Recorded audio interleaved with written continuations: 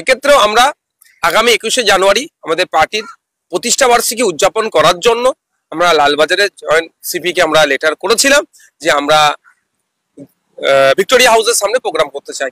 বেশ কয়েকদিন ধরে আমাদেরকে ঘুরিয়েছে, বিভিন্নভাবে ঘুরিয়েছে, আমরা রিমাইন্ডার দিয়েছি, তারপরে ওরা জানাচ্ছে যে ওরা ডিনাই করছে বিভিন্ন কারণ দেখিয়ে। ওরা এক কথায় প্রশাসন, তৃণমূল কংগ্রেস প্রশাসনকে কাজে লাগিয়ে আমাদের প্রোগ্রামকে ভেস্তে দেওয়ার অপচেষ্টা করছে। তবে আমরা আইন বিচার ব্যবস্থার প্রতি ভরসা রাখি।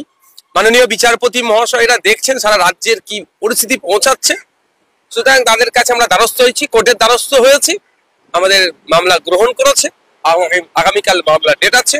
আমরা আশা করছি প্রশাসন আমাদেরকে অনুমোদন না দিলেও কোর্টের অনুমোদন নিয়ে আগামী রবিবার বেলা 11টা থেকে ভিক্টোরিয়া হাউসের সামনে আমরা প্রোগ্রাম করবো। ভিক্টোরিয়া হাউসে যদি আবারও প্রোগ্রাম করতে গিয়ে আগের বছরের মতো পরিস্থিতি তৈরি হয়, তাহলে দেখুন, প্রশাসন যদি সক্রিয় থাকে কোনো রকম হিংসা হয় না।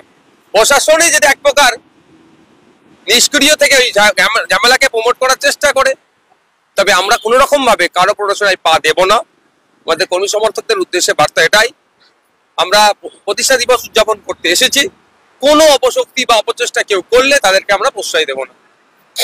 আচ্ছা, তারপরে প্রশ্ন, আজকে আপনি কোর্টে গিয়েছিলেন এবং সেখানে এই পারমিশন নিয়ে একটা অভিযোগ কার্যত জানিয়েছেন, এটা বিস্তারিত বলুন। ব্যাপারটা হচ্ছে আজকে পশ্চিমবাংলার গণতন্ত্র কোন লেভেলে পৌঁছেছে সেটা আমরা বুঝতে পারছি।